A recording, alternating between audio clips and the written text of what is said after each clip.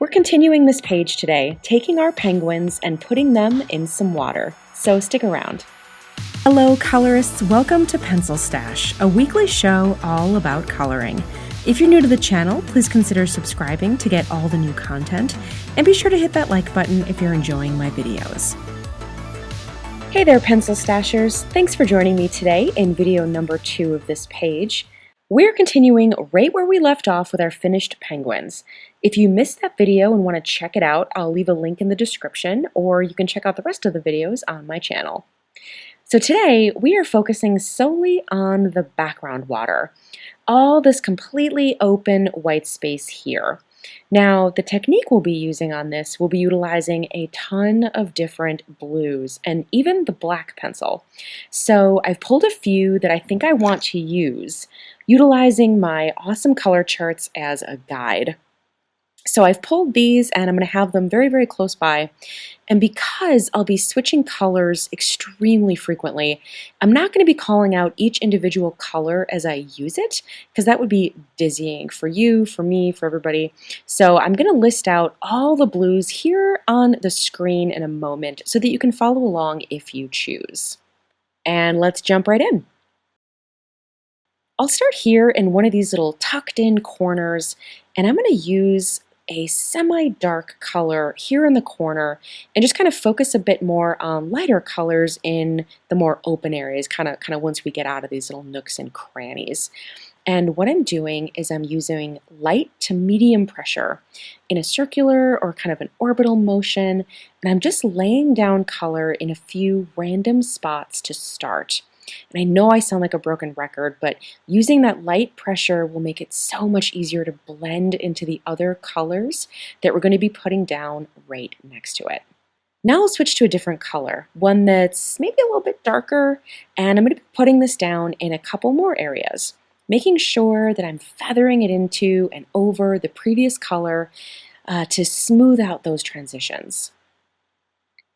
And since this is one of my darkest colors, I'm using this up in the corners and kind of along the edges too.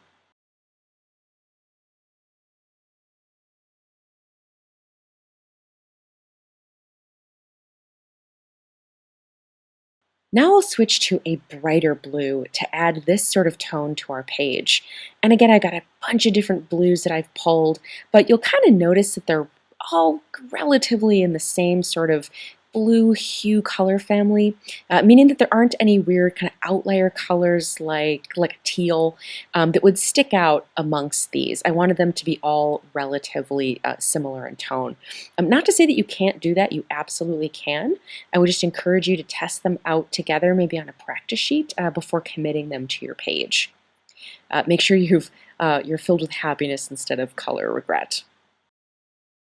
Now this technique is very reminiscent of kind of my bad camo technique that I talk about.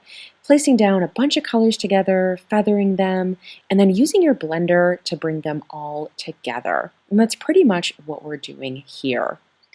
And when we get out into the open water, there will be a little bit more thought put into the placement of my colors. But for now, in these kind of nooks and crannies, I'm just sort of going either random or kind of with my gut. And we'll talk about a little bit more of a thoughtful placement here once we get a little bit further into the page. And I'll be including some lighter colors here too. And I'll even go back in some areas with my black around kind of these outer edges just to darken them up. And again, even though I'm going in with a dark color, I'm still using very, very light pressure, layering and building up the colors until I get the look that I want.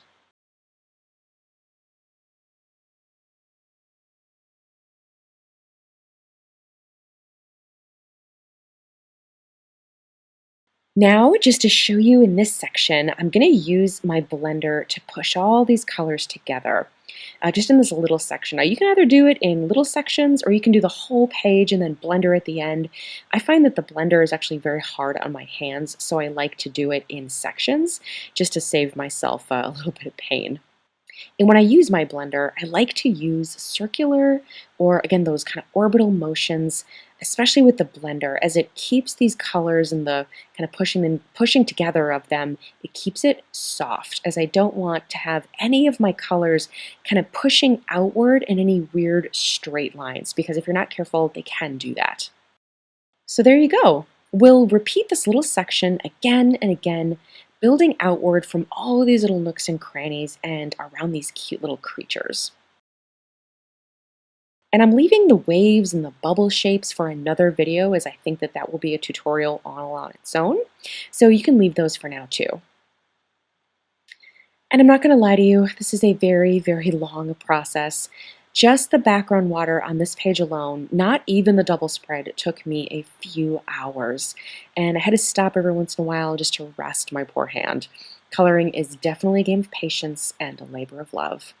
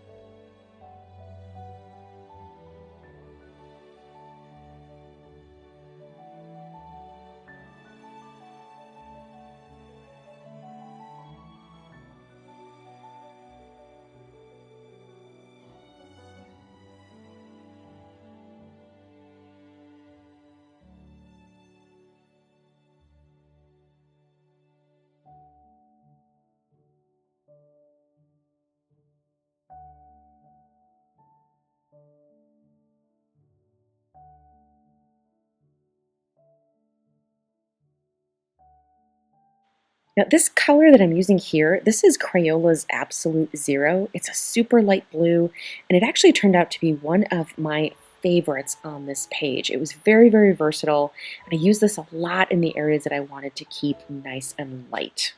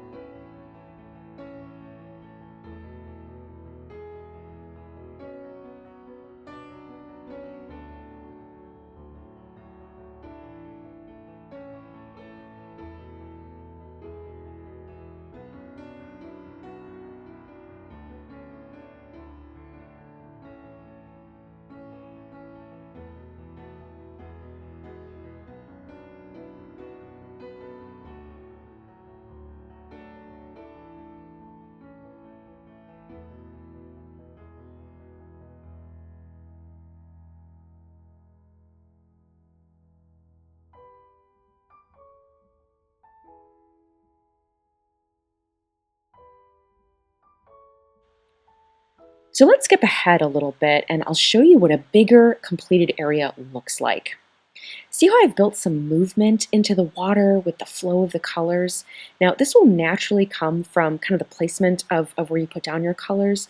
And you can try to build in certain movements with like individual lines and then build around those. And that's ultimately what I decided to do. So I'll show you what I mean. You see how the penguins are diving downward? The water bubbles and the waves are flowing towards one direction. Well, they're all converging towards a particular point. So if you start to build in some movement with your water towards that point, it'll actually help in the effect. And I don't mean with straight lines. Water would be much more fluid than that. I mean with lots and lots of movement. So I'll take my light blue, this absolute zero, and I'll draw in some now so that you can see what I'm talking about. And you can see I'm also putting some of those movement lines around our penguin's beak here in roughly the same shape as his beak. And this sort of shows how the water is sort of dispersing around him as he's diving. And then once you do that, you can build around it with your other colors, much as we did before. So we'll jump ahead once again now, since a lot of this is very repetitive, and you can see how it's coming along. But you can still clearly see those absolute zero light blue shapes that I put in there, right? You're just adding around it again very slowly as you go.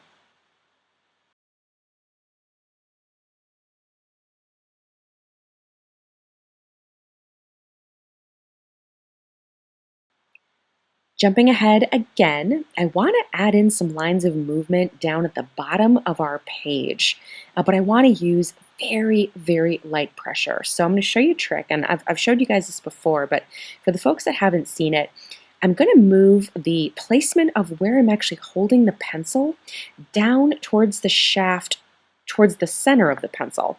And holding the pencil this way makes it really hard for you to put too much pressure on that pencil tip, thus keeping that pressure light. And you can see I'm also using kind of the flat, broad edge of the pencil instead of the tip, and that helps a lot too.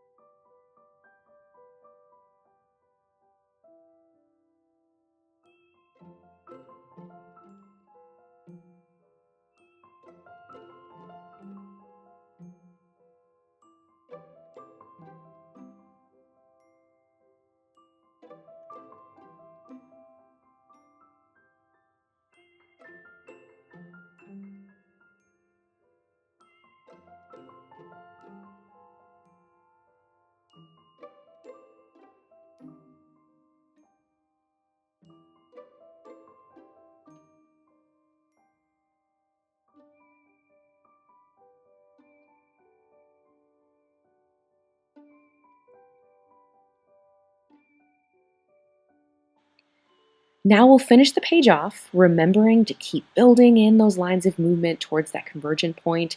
You can see how I added some at the center fold of the page there, all just sort of casually moving towards that downward section of the page.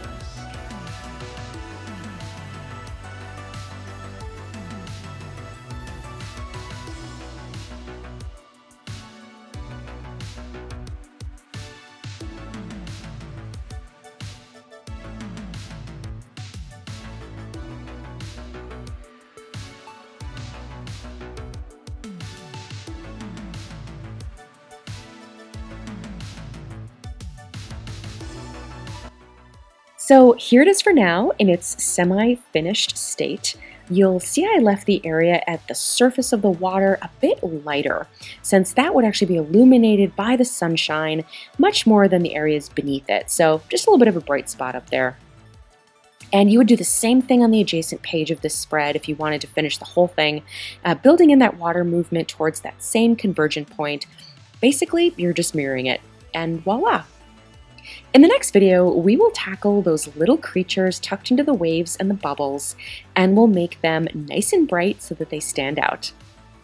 Thanks so much for coloring along with me today, guys. I hope you enjoyed this video. If you did, please hit that like button. It helps new folks find my channel and lets me know that you are enjoying the content. So take care, guys. Have a wonderful weekend, and I will see you next time.